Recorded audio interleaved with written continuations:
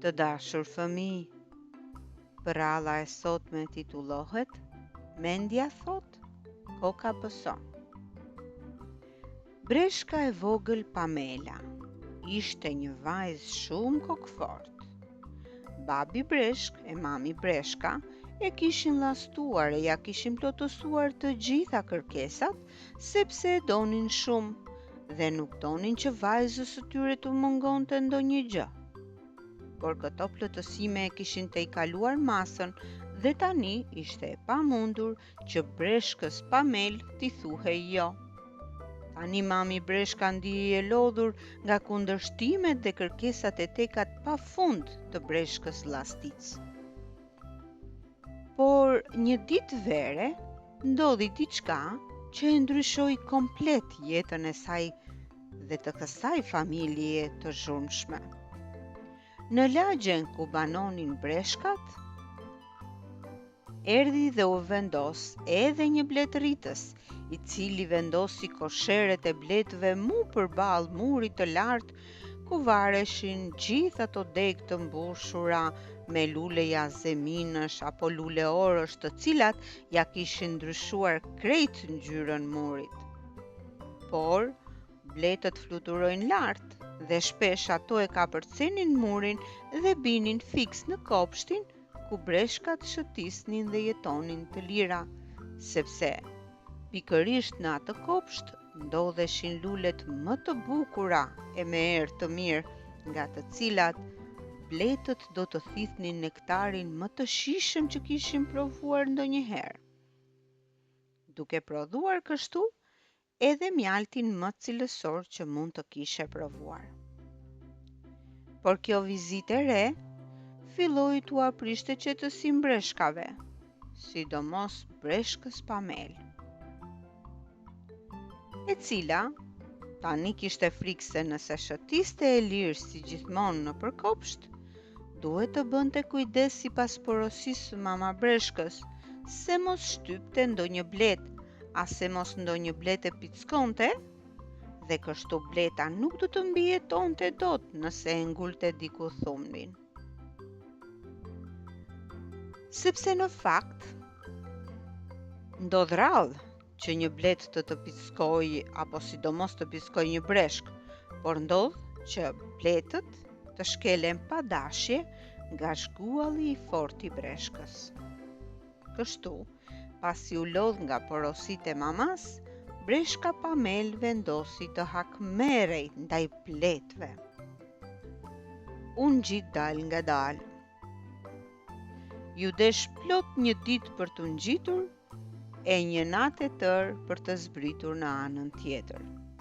Në murin me ligustra, me luleora e me jazemin, duke u ndihmuar prej tyre dhe në mëngjesin e ditës tjetër pra, u gjend para koshereve.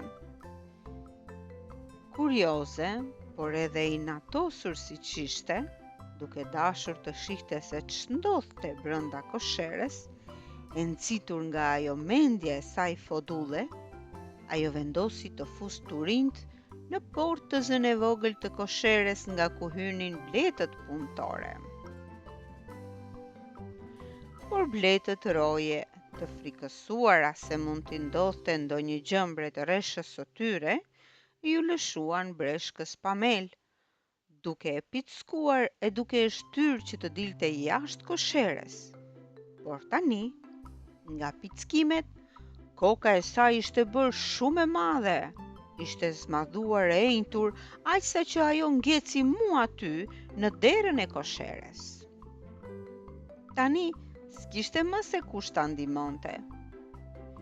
Qeni i bletëritësit u mundua më kot ta ndihmonte breshkën e shkret, por ishte e pamundur, pasi koka e saj ishte bërë më e madhe se porta nga e cila tentoi të hynte. Qeni i bletëritësit filloi të lehte andej nga kosheret dhe bletëritësi u ngrit e doli të shikonte se çfarë po e mundonte qenin e tij.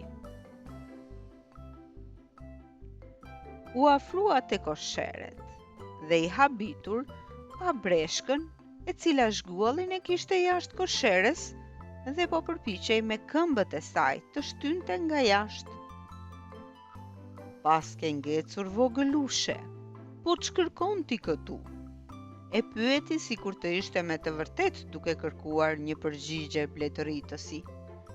Me kujdes, ai e nxori breshkën andej nga kishte ngecur dhe u shqetësua nga ajo që pa. I qortoi bletët për mungesën e mikpritjes, duke i siguruar se një breshk nuk mund t'i bëj kur keq bletëve. Ai nuk ishte si ta dinte se breshka Pamel nuk ishte ardhur në fakt me qëllime miqësore. Ajo do t'ju kërkonte bletëve të largoheshin që andej, nëse ai incident nuk do të kishte ndodhur, dhe në vend që të kujdesej t'i përzinte, breshkëza po luftonte të shpëtonte kokën e ngecur në koshere.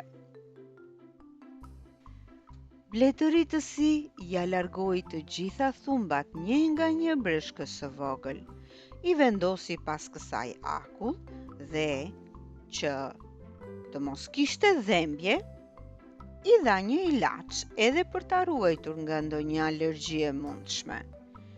Pasi breshkëza e vogël Pamel e mlodhi veten, bletëritësi e nxori atë në kopsht, ku babai dhe nëna breshk po e prisnin me ankth e frikë. Ai e lëshoi midis tyre breshkën, hapi portën që ndodhej poshtë murit me ligustra, luleor dhe jazemin, dhe ato u ndodhen në kopshtin e tyre. Ata e qortuan në gjuhën breshkishte Pamelën e llastuar dhe që atë ditë u betuan se rregullat në atë familje do të ndryshonin një herë për gjithmonë. Zbuteshin apo jo rregullat, për breshkën e vogël nuk pat më fare rëndësi, nga gjithë ajo vuajtje që kaloi. Ajo mësoi të ri sus e të vlerësoj çdo moment të bukur që familja e saj i dhuronte. Dhe asnjëherë nuk veproi më me mend të vet, sepse, siç thoshte vet breshkëza që pas atij incidenti, mendja thot, koka pëson.